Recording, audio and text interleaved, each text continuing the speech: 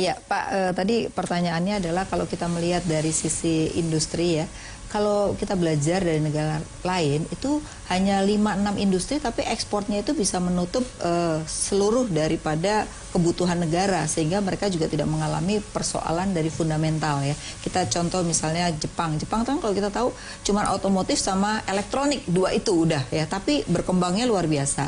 Korea misalnya, Korea itu berkembang baru tetapi dia hanya mengembangkan beberapa ya. Misalnya ginsengnya aja bisa mendunia padahal sebenarnya kita mungkin punya lebih banyak ya herbal ya. Terus kemudian sekarang oplas itu paling top sekarang di Korea. Kosmetik juga begitu. Tapi mereka sudah persiapkan cukup lama gitu Pak. Nah kita ini kan nggak konsisten Pak. Ganti presiden, ganti kebijakan juga kadang-kadang gitu ya. Nah Bapak kan merasakan di departemen ya. Apakah memang demikian Pak? Saya kira mungkin apapun yang ada, tapi kita harus bergerak melihat ke depan. Begitu kita melihat ke depan, memang kita sudah memilih 5 sektor yang akan kita unggulkan ke depan. Karena dari 5 sektor itulah 60% ekspor itu berasal dari itu. Kemudian 65% angkatan kerja. 5 sektor apa aja Pak? 5 Pak? Pertama otomotif, kemudian food and beverage, kemudian tekstil, chemical, dan elektronik. Dan 5 itu yang akan kita kenyot sesuai dengan peran mereka di dalam PDB, penyerap tenaga kerja, dan ekspor. Dan produk industri, ya jangan lupa juga kita. Maka kita juga harus lihat dari sisi yang balance. Sampai saat ini produk industri itu masih 74% mendominasi yang diekspor. Memang ada di sana sawit.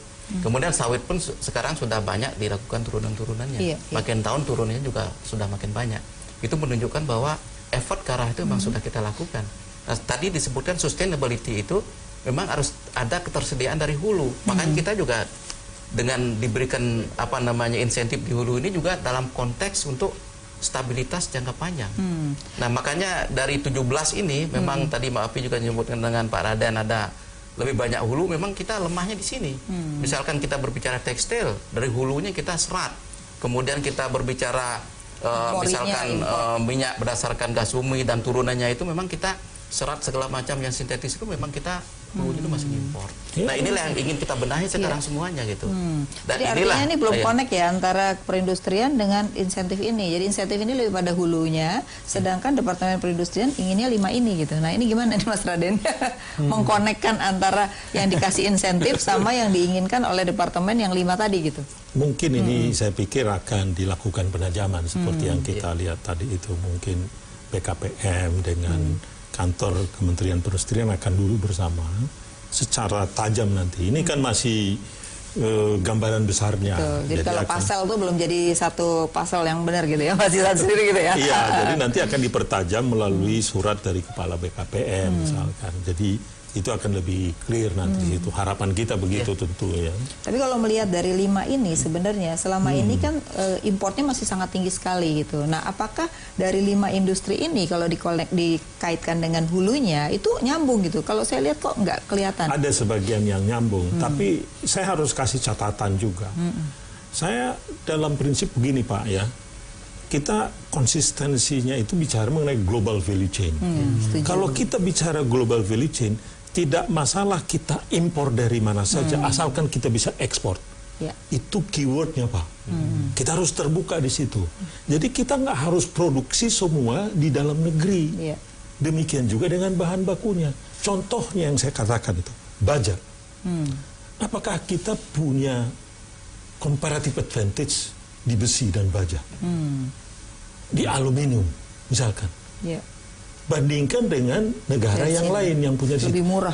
Nah, karena akibatnya Pak, kalau kita tidak mengambil mana yang kita punya comparative advantage, kita menurut saya kita bisa impor yang murah, yang bisa diproduksi orang lain ke sini supaya produk-produk turunan yang lain murah.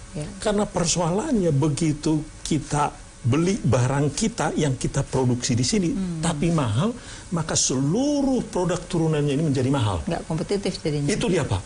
Nah itu, jadi kita harus pilih itu. Makanya saya katakan tadi, saya harus hati-hati menyatakan, ini mungkin akan bisa dikoreksi lagi lebih tajam nanti supaya lebih jelas ya. Karena saya lihat misalnya kita di Indonesia punya perusahaan baja, tapi perusahaan baja ini rugi terus karena ternyata impor lebih murah. Nah ini kan artinya nggak perlu dipertahankan ya. Jadi harus dipilih-pilih lagi dong kalau begitu. Karena kita seperti menggarami laut begitu Pak.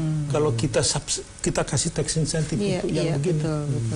Apalagi industri pionirnya nanti bukan yang berbasis hulu ya, tapi bisa juga yang teknologi berbasis teknologi kan belum tentu. Makanya tadi ini sudah benar dalam arti disebutkan sepanjang rantai nilai. Kalau sepanjang rantai nilai, karena kalau sepanjang rantai nilai kita nggak persoalkan lagi di mana ini diproduksi, tapi masuk ke kita ada nilai tambah di kita lakukan lagi ke sana, masuk lagi ke sini nggak apa-apa.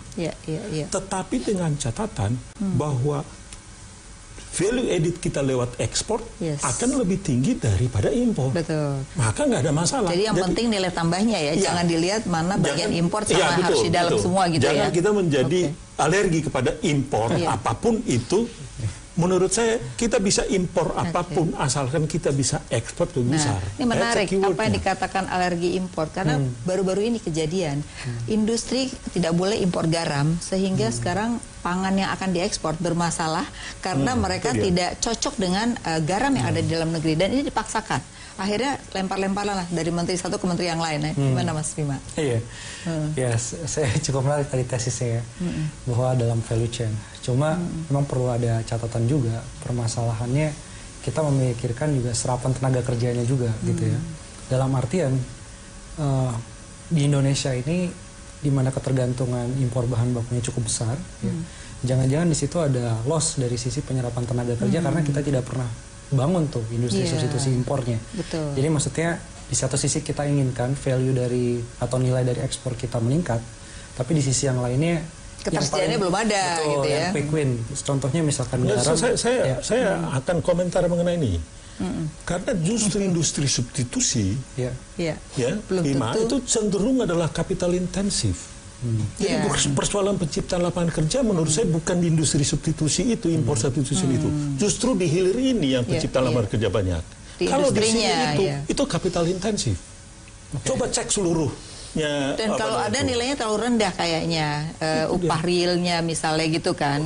Itu kapital jumlah orang yang bekerja. Saya pernah bekerja juga di petrokimia.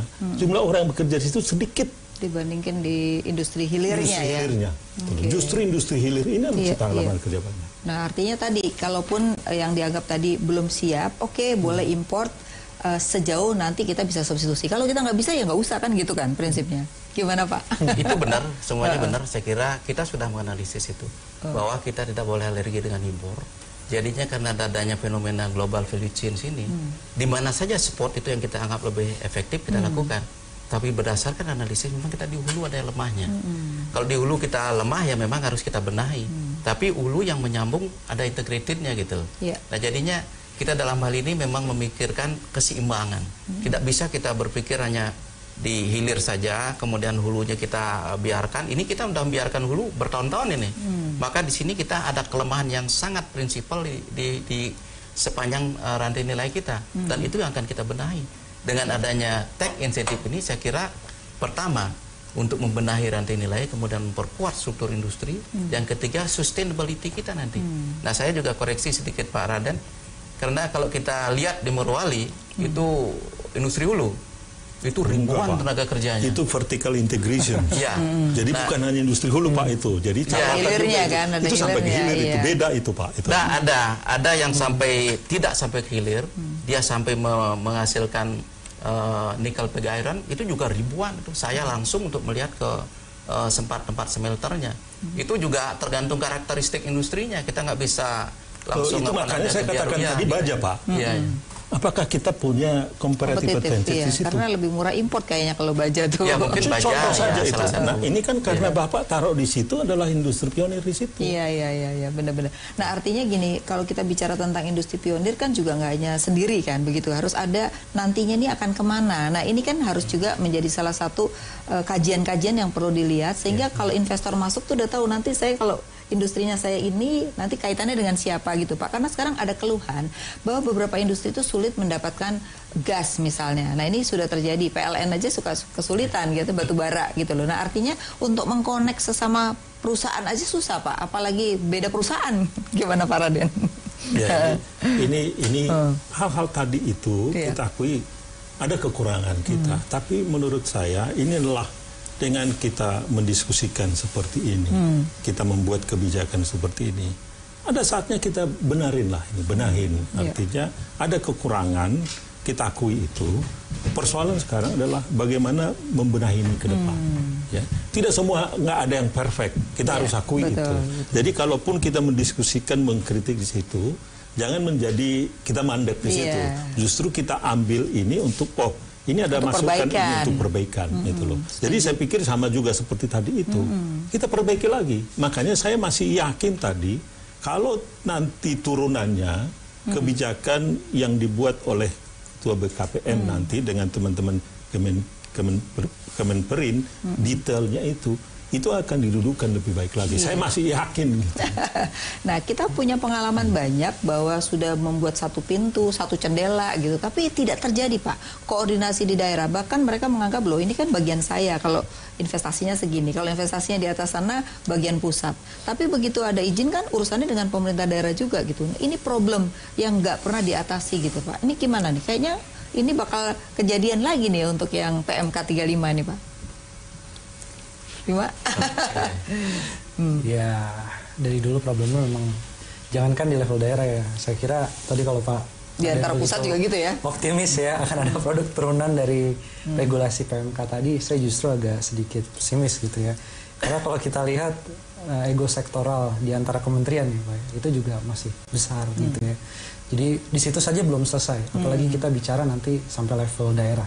Dan itu yang kita kira akan jadi hambatan yang selama itu belum selesai, maka di daerah pun akan melihat buat apa kita menurut juga dengan pemerintah pusat kalau di pemerintah pusat pun belum selesai. Itu pandangan saya melihat bahwa bottleneckingnya itu di situ dan selama ini di sini belum diselesaikan dengan benar gitu ya. Banyak sekali misalkan kita mau dorong misalkan tadi kalau kita sepakat commodity base gitu ya, yang quick win. Di sisi yang lain adalah Kementerian Kehutanan yang bilang jangan dipakai dulu, ini lahannya lahan siapa dulu ya. Jadi bagaimana investor juga akan masuk ke situ. Nah itu yang kita kira hambatan yang harus selesai. Iya, jadi harusnya bukan hanya sekedar tax incentive saja, tetapi juga bagaimana studi kelayakan dan kemudian izin dari semuanya harusnya udah beres gitu ya. Iya, itulah deregulasi itu. Kita harus break dulu. Ya pemirsa, tetaplah di Economic Lounge with IC. Sesaat lagi kami akan kembali.